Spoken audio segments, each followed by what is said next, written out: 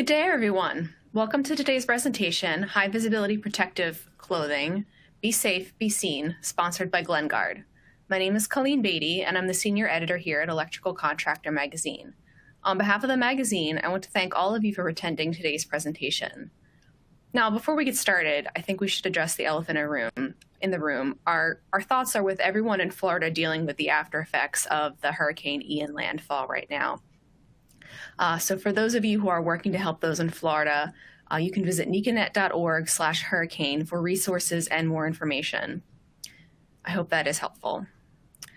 Now, I hope you all had a chance to fill out the quick poll that's on the screen. This will help our presenters get to know our audience a little bit better.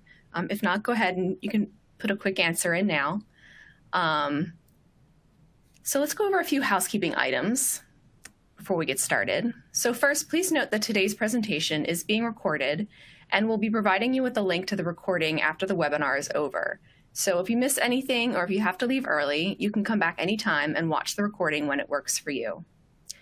Now, of course, we encourage your participation in today's webinar, so please send us your questions. You can submit them at any time during the presentation using the Q&A module on the right of your screen, and we'll have time at the end of the webinar to answer them. You can also use the Q&A window to reach out if you have technical difficulties, audio or otherwise. And there's also a quick survey that's going to pop up on your screen at the end of the webinar, and we hope you'll fill that out.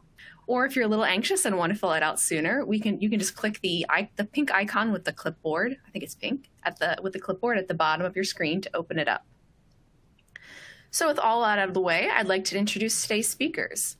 We'll be hearing later from Wes Wheeler, who is NECA's Executive Director of Safety, and Mike Starner, who is NECA's Executive Director of Outside Line Safety. But first, please give a warm welcome to Rich Lippert, who is the VP of Technical Sales for GlenGuard. Welcome, Rich.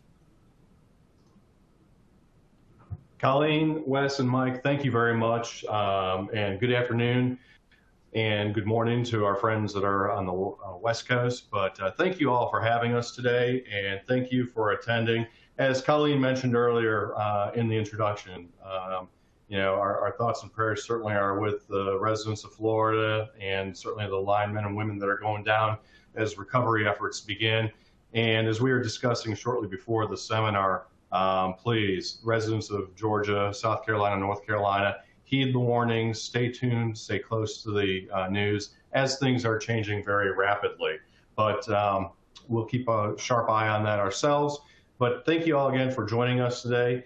And so we're gonna talk a lot about safety, where two elements of safety come together and have the opportunity to create confusion, but to the informed safety director also have the opportunity to do what we wish to do, and that is make sure we elevate workplace safety and get our employees, our coworkers into the correct, proper PPE and help save lives. And that's what we hope is the big takeaway from this afternoon's webinar. Again, thank you so much for joining us. If you have not had a chance yet to fill out the survey, please do so as we get rolling. So getting into the presentation, high visibility protective clothing, be safe, be seen. Again, thank you for having us today. As Colleen mentioned, my name is Rich Lippert, Vice President of Technical Sales at Glen Raven, manufacturers of GlenGuard, arc-rated flame-resistant fabrics. A little bit about GlenGuard. We're manufactured here in North Carolina. We are an arc-rated flame-resistant fabric manufacturer. We sell to brands all over North America, South America, and around the world. And those customers of ours, in turn, make the shirts, pants, coveralls, and high-vis safety vests that you have to wear. A poll question for you, again, to help us present content that's relevant to you. Take a few minutes here, as you can see on the screen. Like to see how many employees do you have in the office and in the field. So please take a moment and just check off the appropriate box, because that will help us shape the content for you this afternoon. We'll just give folks a few seconds to fill that out. Just click the button.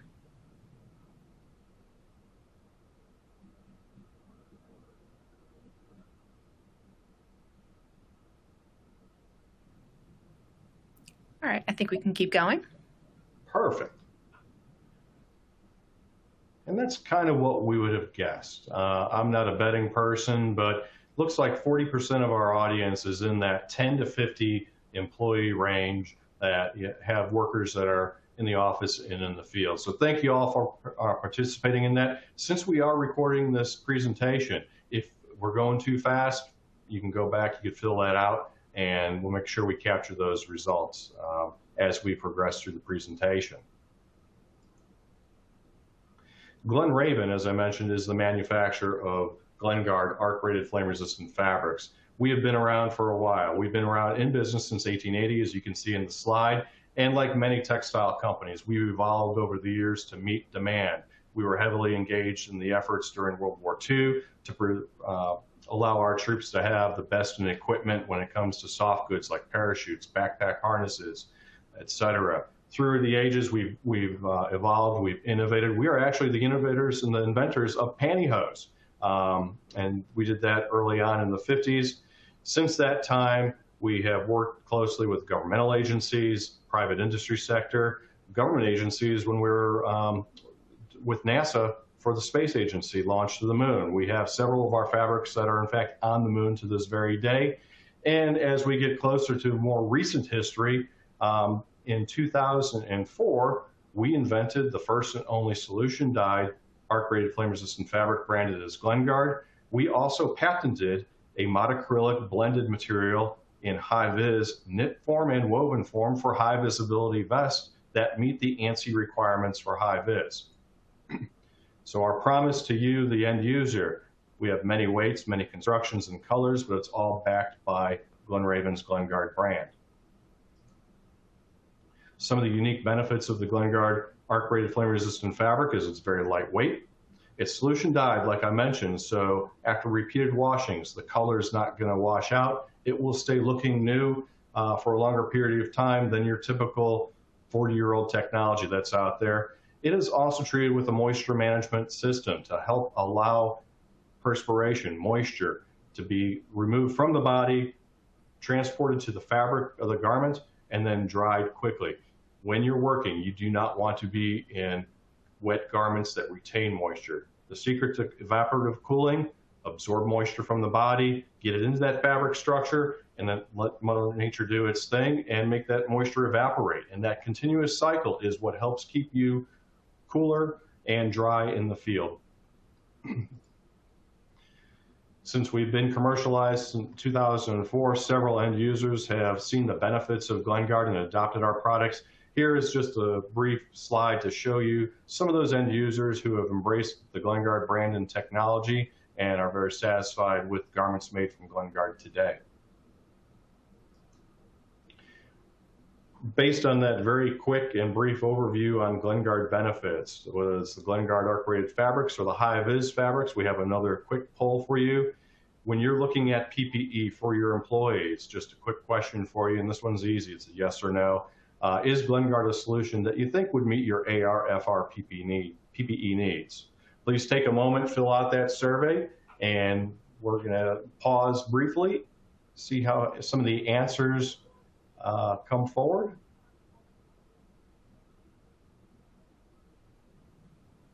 Just give people a couple more seconds.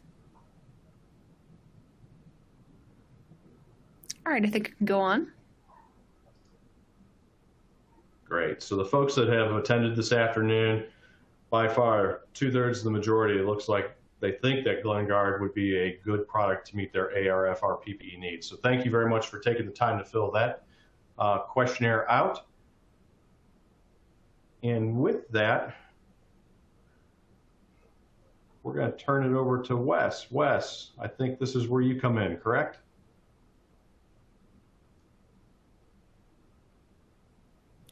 Yes, let's send it to Wes.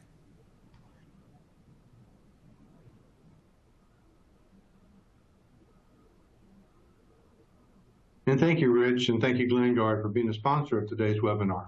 Be safe, be seen, high visibility and protective clothing. My name is Wes Wheeler, and I am the Executive Director of Safety for the National Electrical Contractors Association, and I'm joined today by Mike Starner, our Executive Director for Outside Line Safety. When you talk about some of the requirements that we find around high visibility clothing, we can really go back to the general industry standards from OSHA 1910. Hazard assessment equipment selection. The employer shall assess the workplace and determine if hazards are present or likely to be present, and if so, what are they going to do to protect the worker from them? And we know that workers in construction zone, workers in other areas that need the high visibility clothing, that's a hazard that we need to protect from. So we have to communicate the requirements that are found in OSHA to the employee and ensure that he has the right protective equipment and protective garments to wear. We also look at protective equipment, especially for electrical work and utility workers. Employees working in areas where there's a potential electrical hazard shall be provided with and shall use electrical protective equipment that's appropriate for specific parts of the body to be protected. And that's one of the things our vendor, our manufacturer and sponsor here today, GlenGuard, they manufacture the FR, the flame resistant, the arc rated garments that our workers wear in the field. And again, one other thing to note is there's additional personal protective equipment requirements contained in subpart I of this section in OSHA 1910. Yeah, Wes, you did a great job teeing up our next conversation because your hazard assessment is so important, right, when determining the kind of PPE that you need. And what we're discussing today is really the convergence of two hazards, right? So you have, of course, electrical workers working in energized environments where they have to be protected from arc flash or flash fire. But we also have the requirement to be seen. So the importance of having high visibility clothing, not just for off-road scenarios, but more importantly for on-road scenarios where the protection of employees in those low-light environments are important. So let's talk about what the construction standard tells us. So first thing we're going to deal with is this problem of protecting employees from arc flash hazard. So like Wes was talking about, the employer has to assess the workplace. There has to be an assessment of the available incident energy. Right, so you have to really go through a process of identifying what your hazard is and then selecting the right PPE. So the first thing that an electrical worker has to be concerned with is, am I going to be in an environment where I need FR or AR clothing? And then on top of that, am I in an environment that I need to be protected from low light conditions and to be seen to be more visible? So let's talk about signaling. So, OSHA tells us that when we're considering the use of flaggers and our signal persons, they point specifically to the Manual of Uniform Traffic Control Devices, the MUTCD. And this really gives requirements for employers or folks that are going to be working in temporary traffic control areas to make sure that they have the right, equipment to perform those signaling or flagging operations.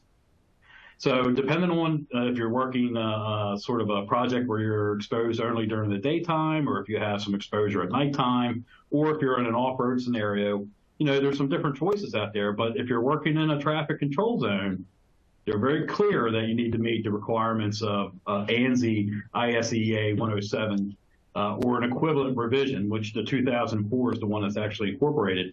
And there's been some revisions since then. But at a minimum, you got to meet these requirements.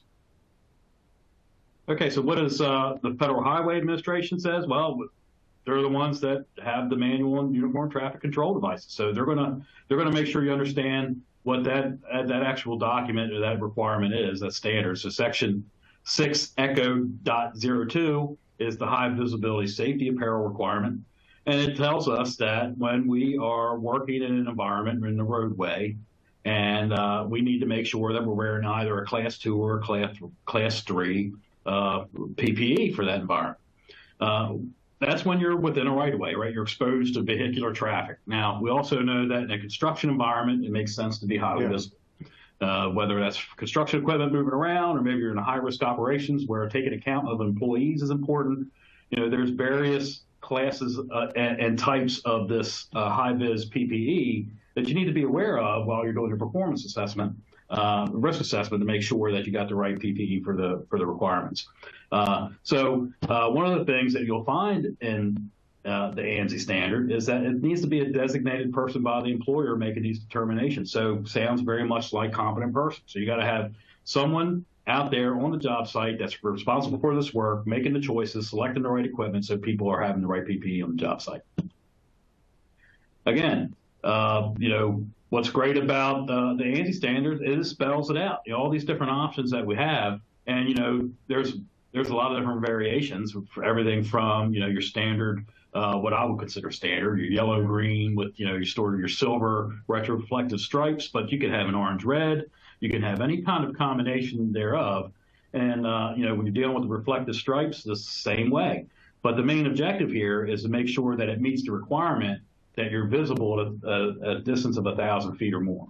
Because really, early morning, helping a driver recognize that there's a human ahead and that they're in a work zone, and they can see clearly that there's a person that they need to be aware of and take account of. And I added this because it's not just OSHA standard and it's not just working on the roadway, but you may have certain types of work or customer work that's going to put you on the railroad. And the railroad has its own set of requirements. Working on a roadway, railroad roadway takes a lot of planning, takes a lot of coordination with the owner and making sure that you have all the right things. But one of the things that's important is having high visibility clothing.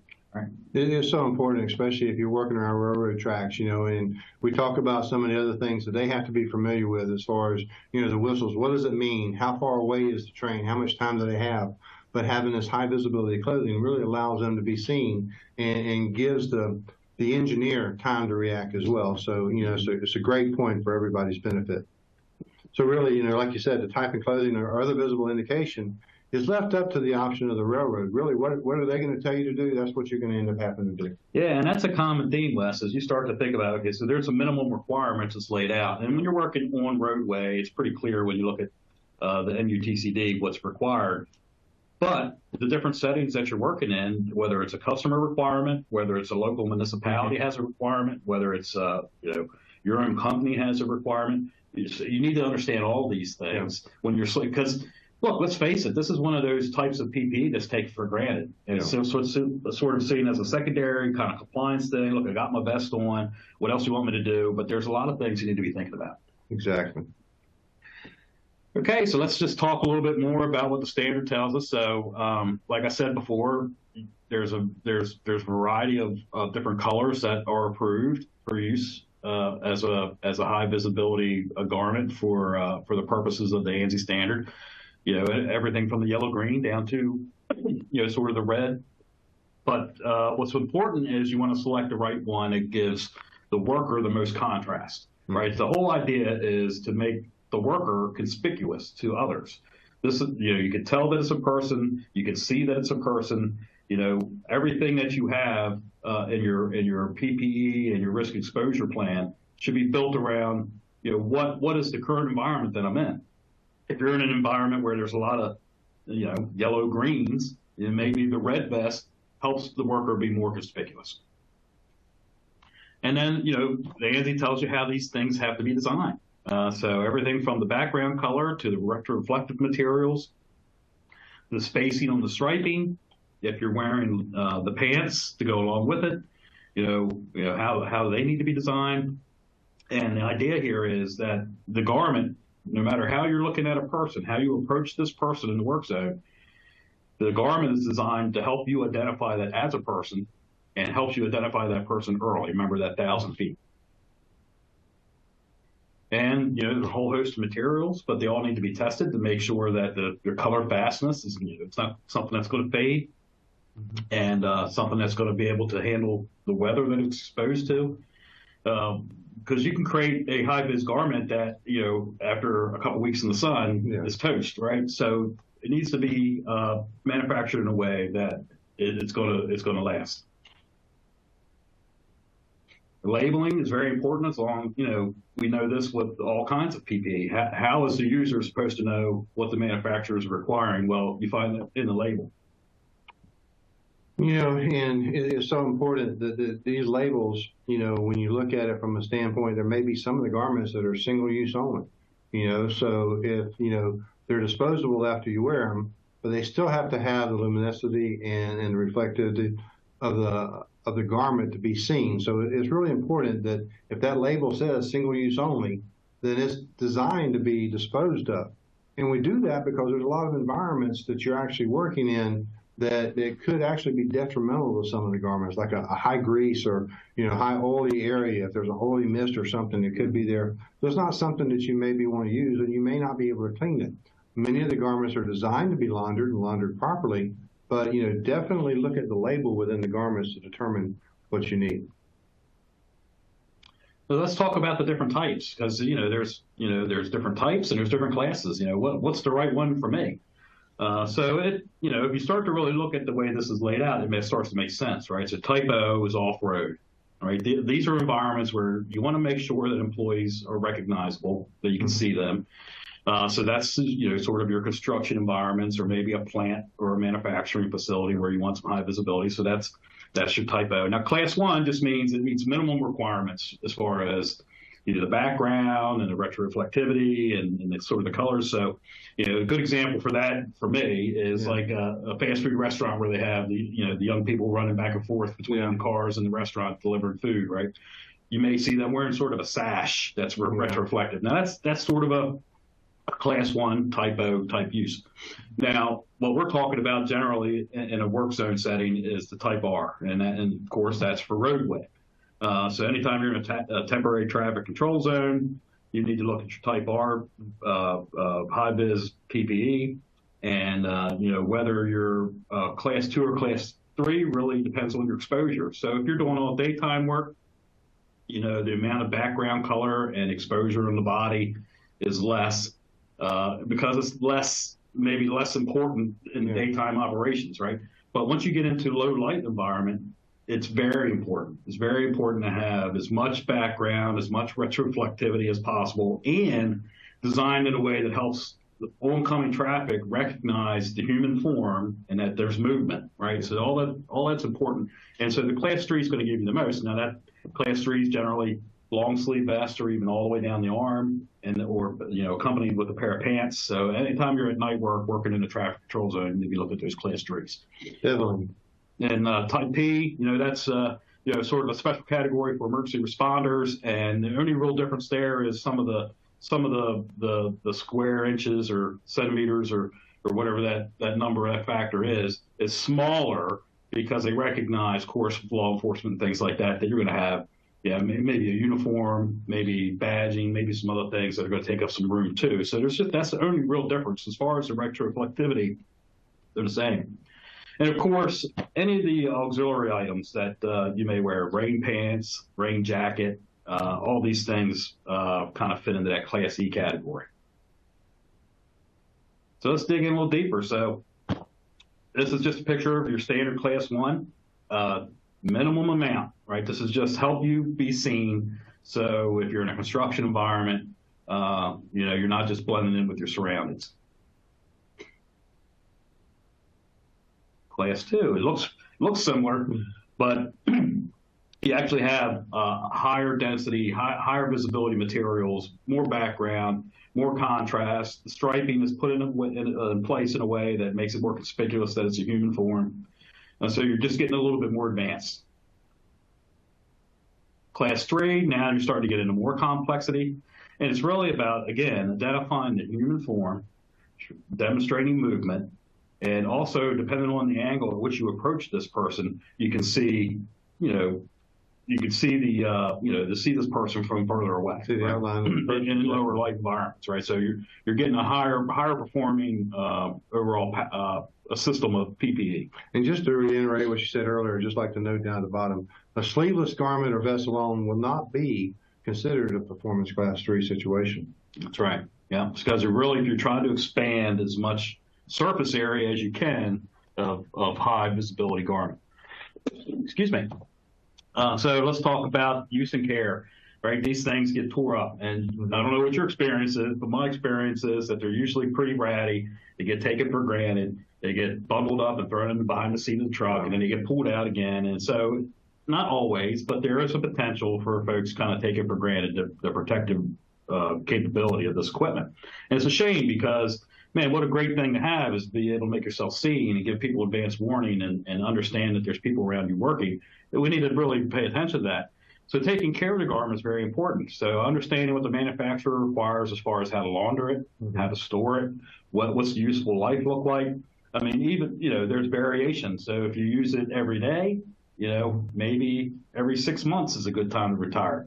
If you wear it every once in a while because you're, sort of maybe you're a safety professional and you visit sites occasionally and now you're coming back out again, maybe those will last a little bit longer. And actually, the Federal Highway Administration will tell you that, that we recognize that there's some variation there. So it's hard to put a definitive time when you need to take the best out of service. Well, and the other thing just to kind of throw in here at this point in time is we were talking about the luminosity of the garments and the reflective material that's there, and one of the things that they're also concerned with is the life expectancy. I mean, think about it, there's been studies where they've actually looked at a stop sign and, 3 to 5 years after it was installed, at nighttime, it's harder to see that. It doesn't reflect quite the way it did when it was new. So those are one of the other considerations you have to use when you're looking at these garments and when they're going to be used. Because if you're using Class 3 at night, you need those to be as bright and reflective as possible to give that person coming towards you, as much time as possible. That's right. Hazard ID and hazard recognition is the most important tool we have in our toolbox, right? And so that's what these products really help you do, is help others recognize you and what they're doing to protect you. Well, up until this point in time, Mike has really been talking about, some of the ANSI stuff as what are the requirements related around, the reflective garments that, we're required to wear. But, one of the things to remember now is that in the 2021 NFPA 70E, there's now requirements for you to consider high visibility clothing, and actually that came about because NECA in the public input cycle actually submitted a public input requesting the NFPA consider adding high visibility to some of the requirements in the categories, PPE categories for NFPA 70E. And here's our statement. OSHA requires flaggers and workers exposed to public traffic to wear high visibility safety apparel. Other crafts and trades may be required to wear high visibility safety apparel as a site-specific safety rule in industrial plants or construction projects. The use of high visibility safety apparel could be a requirement for personnel exposed to arc flash hazards, in which case it should have sufficient arc rating or be removed. And that's an important statement because, what happens in an arc flash? Well, generally speaking, you lose power and everything goes in the dark. So you've got to have something for that emergency responder to be able to identify, hey, if that's a person laying on the ground, I can make the outline in the reflective material and I know they need help. This high visibility safety apparel is an example of arc-rated outerwear as described in Table 130.5G for NFPA 70E, and as needed arc-rated clothing in Table 130.7 found in C15C. And this is just an example. We were looking at this garment has to be worn as far as, a vest that you're going to wear on the outside. Now, we're going to talk about the FR and the arc-rated garments. So let's look at the table real quick. Table 130.7C, 15C.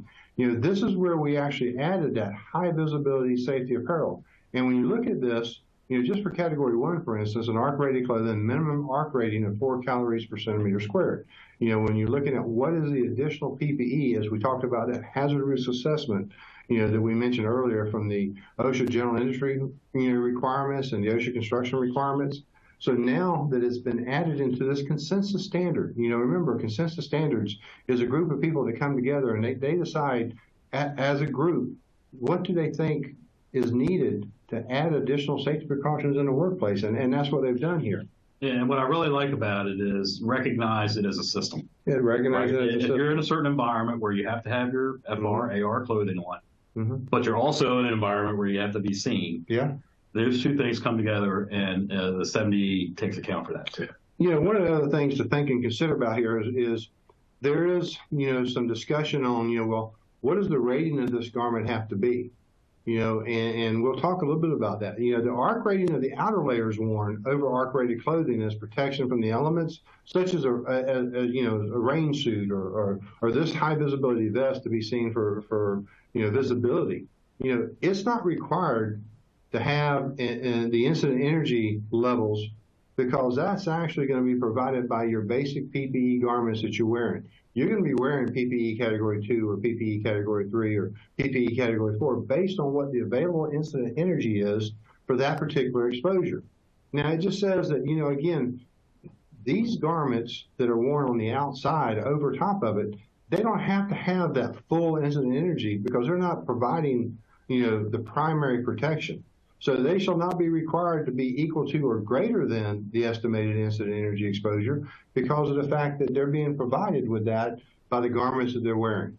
It's a good thing to note here, though, is that, when you looked at the vest that we had pictured earlier, and we have another image of that coming up, but now the manufacturers such as GlenGuard, of FR and ARC-rated garments are incorporating the high visibility into the garments themselves. So think about that. Electricians don't like to wear a bunch of things, on top of everything. So now if I have the high visibility incorporated into the garment that I'm wearing, that's one less thing for me to wear, one less thing to be bulky, one less thing to get in the way, or one less thing to hang up in some equipment. So, again, we look at, from GlenGuard's perspective, the first layer of defense, is your vest. When it comes to protection, you need to have more than just high vis, and it shouldn't meet the highest levels of protection. So when you're looking at the garments developed, these safety vests produced, by GlenGuard have high visibility offer, that no melt, that no drip. That's one of the things that we talked about earlier. We can't have anything that's going to add additional hazards or exposures in the workplace. As part of the family of FR Protective, GlenGuard has these vests offered, for, an unrivaled arc flash and, flash fire protection if you're actually doing work within a refinery. So when you also look at this, and I'm going to read through these real quick because I think it's important that everybody understands that, when it comes to creating the requirements, that are found in NFPA standards and are referenced or incorporated by reference by the OSHA regulations, for a garment to be marked as flame resistant, high visibility garments must fully comply with the requirements of one of the following methods. And we look at ASTM 1505 F1506-10A, the standard performance specification for flame resistant and arc-rated textile materials for wearing apparel that's used by electrical workers. I mean, that's key. That's really, that's what most workers are wearing. I mean, and I'm going to tell you that we have some examples of those. ASTM F1891-12, the standard specification for arc and flame resistant rainwear. That's that outerwear that, remember, it can't melt, it can't, it can't be destroyed in that arc flash because, it don't want to create any additional hazards. ASTM 2302, the standard performance specification for labeling protective clothing as heat and flame resistance. We talked about the importance of labels on these garments, and that's the reason why it's so important that if you get a garment that the label's been cut off, you need to throw that garment away. ASTM 2733, the standard specification for flame-resistant rainwear for protection against flame hazards. NFPA 1977, the standard on protective clothing and equipment for wildland firefighting. Think about all the wildfires that this country has experienced in the last few years, and what goes on in California and in those areas. Those firefighters need to be wearing garments that, again, can protect them from the flames, but maybe they need to get, again, garments that they can be seen. Fires 24 hours a day and night, they got to be seen. And then, last one here is NFPA 2112, the standard on flame-resistant garments for protection of industrial personnel against flash fires. And that's, again, is those workers that are working in those gas and oil refineries. And a flash fire is a little bit different than an arc-rated. Flash fires have temperatures that are 500 to 800 degrees. An arc-rated garment has to withstand temperatures up to 35,000 degrees and maintain its integrity. But, since we're talking about safety and we're talking about innovation, I said one of the things that I really want to kind of close in on here is one of the neat things that I just seen demonstrated at the recent VPPPA, conference here in Washington, D.C. GlenGuard announced that they have now developed garments with built-in knee protection. And think about this from a comfort level. If for workers to wear protective garments, they need to be comfortable.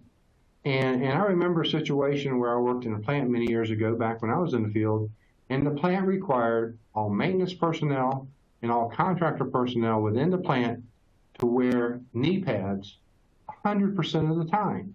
So let me ask you, how uncomfortable do you think that was walking around that plant all day long wearing knee pads? Yeah. And then, you only needed them maybe for 5 or 10 minutes or for one pass, but it was a requirement to wear them 100% of the time. Well, look at this now.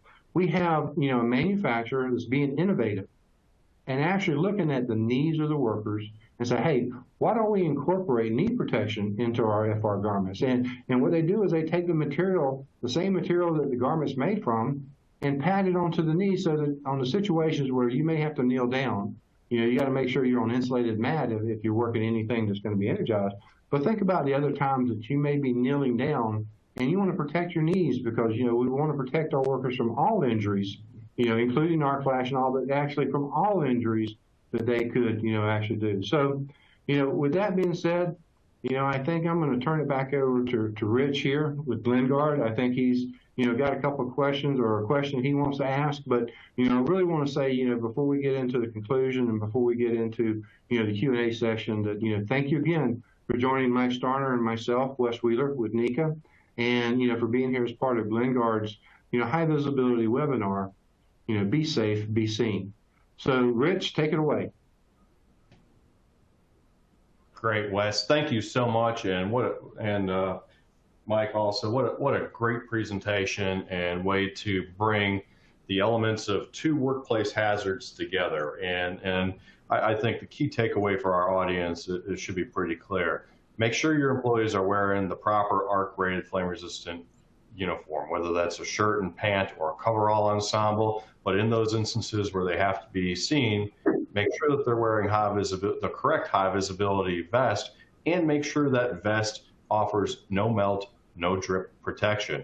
There are some great videos out there that people can find that shows just what happens if you're wearing the $9.99 polyester vest over the right arc-rated flame-resistant uniform. You can still get second and third degree burns if you were in an event and that vest would ignite. So make sure you got the proper PPE on and they're wearing the correct vest.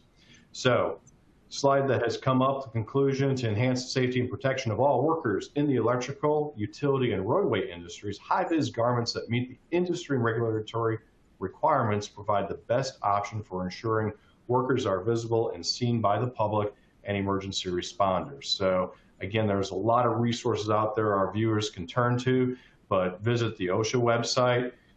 You mentioned NFPA in one of your slides. Certainly NFPA 2112 and NFPA 2113 are two of my go-to standards when it comes to questions about flame-resistant arc-rated garments. You mentioned in your presentation also, we are a part of a consensus. We're an industry group that creates standards that's based on consensus from end users. I'm classified as a producer, but you have input from people that know what needs to happen. So if you have questions, if there's something that you wish to get involved in, join ASTM. And ANSI on the high visibility side. ANSI is a great resource and a great organization to become involved with. Go to their resources, go to their websites rather, check out their resources. And then for additional information on high-vis FRAR garments, please contact NECA Safety at safety@neca.net, or pardon me, necanet.org, a tongue twister today on a Thursday. So now we're going to get into the questions and the answers, and this is why the audience's participation earlier on with the short questions we threw up on the screen helps us prepare. So Colleen, what do we, here we go. Yeah, thank you guys for that great presentation. We have plenty of time for your fantastic questions or comments. So feel free to pop those in the Q&A box. It's on the right of your screen. So let's see what we've got here. So first, I've heard that AR/FR garments, I've heard of them before, but what if my spouse washes it with bleach? Richard, I'm going to let you take that one. Okay, great, thank you. And here's a perfect question that led into something I mentioned earlier. My go-to for instances or questions like this would be to look up and consult the NFPA 2113 standard, the proper care, use, and maintenance of AR/FR products. And in that standard, it specifically says that bleaches should not be used in the wash. It's also important to note that today, things like, and being a father of two, my children were great at finding messes, right? I mean, we did everything we could to keep them away from it, but inevitably, you're going to go through a work environment where you're going to get stuff on your uniform, and you might want to treat it with shout or other products like that that you can get at the grocery store. Do not use any of those products with your AR/FR gear. Also, do not wash your arc-rated flame-resistant garments with your streetwear. Keep those two uniforms separate. Wash your AR/FR separately if you're doing it at home. The good news is if you've contracted with an industrial laundry, they already pre-sort, so they will not mix and match arc-rated flame-resistant clothing with 6535. And the main reason for that is that you want to avoid buildup of contaminants on the arc-rated flame-resistant clothing. Studies have shown that over time, those protective properties will be diminished. And probably the biggest thing is do not put any dryer sheets in the dryer with your arc-rated flame-resistant clothing. That will have a faster negative impact on the protective properties of your arc-rated flame-resistant clothing. Great question, and thank you. We had a similar question. If you want to address, they asked, can I bring my workwear home and clean it? So is there anything else that you'd like to add to that discussion, you or Wes? Well, one of the things I'd like to add here is just the fact that if you are instructed by your employer to bring your clothes home and launder it, they need to provide you the specific instructions. The garments themselves have the instructions buried in the labeling, but if it's a requirement, they need to make sure that you're properly trained and notified how to take care of those garments. Rich, would you like to add anything to that? Yeah, and that's a great point because, at the end of the day, we're trying to get more people wearing the proper PPE and elevate safety. So now there are more choices coming to consumers. There's more ways of handling and dealing with PPE, arc-rated flame-resistant products to be specific, but it is ultimately the employer's responsibility to make certain that not only is the employee issued the proper PPE, but also the employer has to make sure that the employee is wearing it properly and that proper care and maintenance have been done over that garment's life cycle. It's not good enough to say, all right, here's your 6 uniform shirts, here's your 6 uniform pants, and I'm going to check once a month. Oh, no. OSHA would take significant issue with that. It is every time that employee shows up at the work site and is wearing that clothing, there has to be something in place to make sure that they're wearing it properly and that they've taken care of it properly. But that burden falls on the employer to make certain the employee has done it properly. So a lot of great tools out there. Number one thing I do is look at the back of the tag in the shirt and look in the tag in the pants and follow those instructions. And good manufacturers of clothing will put their website on there and offer that up for the wearer of the uniform to come back to them for additional tips on how to properly take care of the clothing. Back to the question at hand, if there's any one good thing that COVID did, and I think that was really push home the fact that clothing worn at the workplace should be washed separately from your daily wear. I know that's a stretch because the epidemic was absolutely horrific and it altered a lot of people's lives, but it put the spotlight on proper care and maintenance of PPE. So please be vigilant on that. Do not cross-contaminate wash at the home. Separate them and take care of it accordingly per the manufacturer's instructions that are found in the tags on the garments. All right. We have another question here asking if there's a catalog. I assume they mean a GlenGuard catalog for this kind of these kind of garments. Great question. If you go to www.glenguard.com, you can either look on the where to buy feature or look at the product specifically. We separate it between high-vis and AR/FR workwear, but in each instance, we do furnish a where to buy section, and you can see some of our partners that are on our website. Great question. Thank you. I believe I put the GlenGuard website in the resources box on the left of your screen if you'd like to check that out. All right, so don't forget to put your questions in the Q&A that's on the right. I know there's a lot of boxes, but all very useful. Here's a great question. Do I have to buy my AR/FR uniforms or will my employer buy those garments for me? That's a great question, and OSHA is very clear on this particular answer.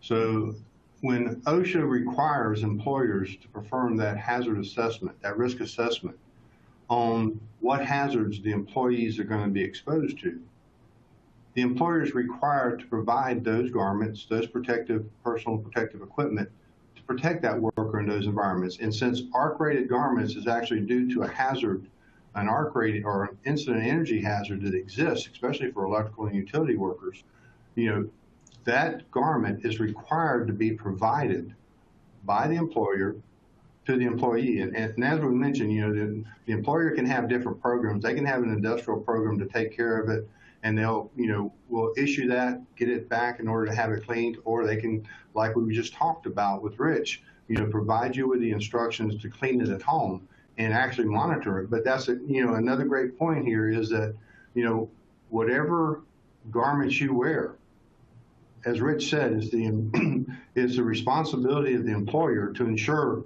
that it's being taken care of, it's being worn properly, and that it's going to protect you when you need it most. Great question. Thank you very much. And I'd like to add a little bit to that too. And if you need to look for the specific section in the OSHA language that spells that out, my go-to starting point has been OSHA 1910-269, and that really starts to get into the details of what is required by the employer. And it's a great place to start because, as you can imagine, the governmental book is quite extensive, and there's a lot of reading there. Mm-hmm. Okay. Here's a fascinating question. So PPE garments that are tailored specifically for women is a really hot topic right now. Can you all talk a little bit more about that? Well, that is one of the requirements. It's a great question because that's one of the requirements that OSHA is keying in on right now for proper fit of personal protective equipment, including garments. So, that regulation is actually going to be issued according to the fall agenda for OSHA sometime in early 2023. So we know it's been talked about. We know it's an issue in the industry, and OSHA is going to address that through the regulatory process. So everybody will be on board with what those requirements are. Rich?